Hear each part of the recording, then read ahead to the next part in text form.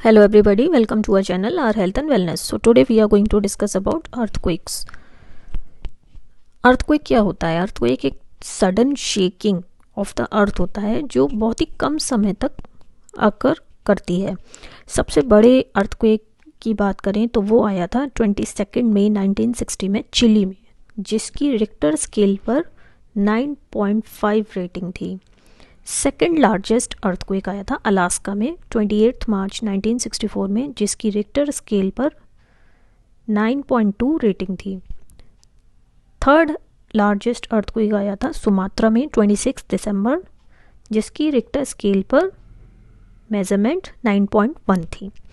अब ये अर्थक्वेक होता क्यों है? अर्थक्वेक होता है by the violent movement of rocks, जो कि हमारी अर्थ क्रस्ट के अंदर लाई करती हैं.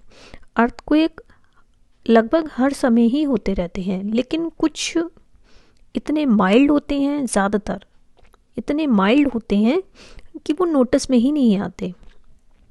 जो बड़े अर्थक्वेक्स होते हैं वो बहुत कम होते हैं, लेकिन बहुत डेंजरस होते हैं. अर्थक्वेक से क्या होता है? घरों को डैमेज पहुंचता है, बिल्डिंग्स को डैमेज पहुंचता है, ब्रिजेस को डैमेज पहुंचता है, इंसानों को डैमेज पहुंचता है, डैम्स को डैमेज पहुंचता है. बहुत सारे लोगों की जान चली जाती है जब वो कोलैप्स्ड हाउसेस या बिल्डिंग्स के नीचे, उसके मलबे के नीचे दब जाते हैं जब अर्थक्वेक आता है. अर्थक्वेक से फ्लड्स भी आ जाते हैं, सुनामी तक आ सकती हैं, लैंडस्लाइड्स भी होते हैं. तो अर्थक्वेक इवन वाटर बॉडीज़ का पाथ भी चेंज कर सकते हैं. बहुत ज़्यादा एनवायरनमेंटल डैमेज भी होता है, बिल्डिंग्स कोलैप्स हो जाती हैं.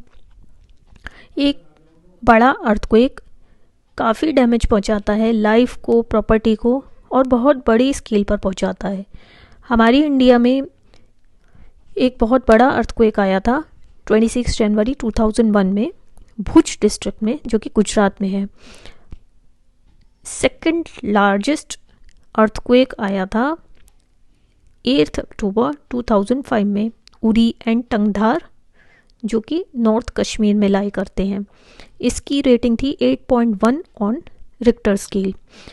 एक सुनामी आई थी जो कि अर्थक्वेक की वजह से ही आई थी in the Indian ocean on 26 दिसंबर 2004.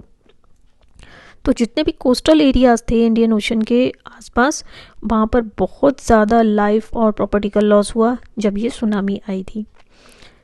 एक उत्तरकाशी में अर्थक्वेक आया था 1991 में, जिसकी रिक्टर स्केल पर मेजरमेंट थी 6.4. तो अर्थक्वेक्स इन टोटल अगर हम देखें तो एक डिस्ट्रक्टिव नेचुरल फिनोमेना होता है. तो इसके अलावा अगर डिस्ट्रक्टिव फिनोमेना की बात करें तो वो होते हैं साइक्लोन्स या लाइटनिंग. लेकिन साइक्लोन्स और लाइटनिंग को आप पहले से कुछ हद तक प्रेडिक्ट कर सकते हैं. अर्थक्वेक के साथ क्या है कि आप उसको पहले से प्रेडिक्ट नहीं कर सकते, उसको आप पहले से नहीं बता सकते कि अर्थक्वेक आने वाला है और आप खुद को बचाने के लिए कुछ प्रोटेक्शन ले लें. अब हम बात करेंगे स्ट्रक्चर ऑफ द अर्थ के बारे में. तो हमारा अर्थ के अंदर 3 मेन लेयर्स होती हैं. इनरमोस्ट लेयर होती है कोर, बीच वाली होती है mental, and outer most layer is crust. तो सबसे पहले कोर की बात करते हैं. तो कोर आपका इनरमोस्ट पार्ट ऑफ द अर्थ होता है. कोर आपका मोस्टली आयरन का बना होता है, निकल का भी बना होता है, जिसमें traces of oxygen, carbon and silicon होता है. हमारी अर्थ का कोर बहुत ज़्यादा गर्म है और most of the earth core is liquid, जबकि innermost part of earth इतने हाई प्रेशर में है कि वो सॉलिडिफाई हो गया है. तो आउटर कोर तो मोल्टेन आयरन का बना है, जबकि इनर कोर सॉलिड आयरन का बना हुआ है. जो टेम्परेचर है कोर का लगभग 5200 डिग्री सेल्सियस है, और इसमें less than 1% of earth volume है. लेकिन मैग्नेटिक फील्ड की बात करें तो वो 10% ऑफ अर्थ है, क्योंकि आयरन और निकल एग्जिस्ट करते हैं जिसमें मैग्नेटिक प्रॉपर्टीज़ होती हैं. नेक्स्ट हम बात करेंगे मेंटल की, जो कि बीच का पार्ट है. ये लगभग 2900 किलोमीटर थिकनेस में है और कोर और क्रस्ट के बीच में लाई करता है. मेंटल ज़्यादातर डेंस सॉलिड रॉक्स का बना हुआ है. कुछ मेंटल सॉलिड रॉक्स के मिक्सचर का और हॉट मॉल्टन रॉक्स के मिक्सचर का बना हुआ है. हॉट मॉल्टेन रॉक्स आपको वॉल्केनो में देखने को मिलती हैं। जब लावा निकलता है तो वो mixture of hot molten rocks होता है। तो जो हीट आती है कोर से वो मेंटल को वार्म कर देती है। तो जब ये मेंटल वार्म हो जाता है तो इसमें कन्वेक्शन करंट्स सेट हो जाते हैं, और इन कन्वेक्शन करंट्स की वजह से क्या होता है, जो क्रस्ट है, आउटर मोस्ट लेयर ऑफ अर्थ है, वो धीरे धीरे मूव करता रहता है। अब हम बात करेंगे क्रस्ट ऑफ द अर्थ की। तो जो outer most layer of earth आ जाती है दैट इज क्रस्ट, और ये अगर मेंटल की बात करें तो उससे लाइट रॉक्स इसमें एग्जिस्ट करती हैं। मेंटल की रॉक्स ज़्यादा हैवी हैं। तो क्रस्ट, हमारी अर्थ की क्रस्ट की बात करें तो जहाँ पर लैंड है वहाँ पर तो वो मोटा है, थिकर है। जहाँ पर ओशंस हैं वहाँ पर crust of the earth thin है, पतला है। तो जितना भी क्रस्ट ऑफ अर्थ है वो एक पीस में नहीं है, ये बहुत ज़्यादा फ्लैट रॉक्स के पीसेस से बना हुआ है। जैसे हम अपने घर में मार्बल का फ्लोर लगवाते हैं तो वो पीसेस में आता है, तो आप क्रस्ट को उससे कंपेयर कर सकते हैं कि बहुत सारे मार्बल के पीसेस हैं, बहुत बड़े बड़े। तो अर्थ क्रस्ट का हर पीस एक प्लेट कहा जाता है। तो हमारा अर्थ का क्रस्ट बहुत ज़्यादा प्लेट्स में डिवाइडेड है, कई प्लेट्स में डिवाइडेड है।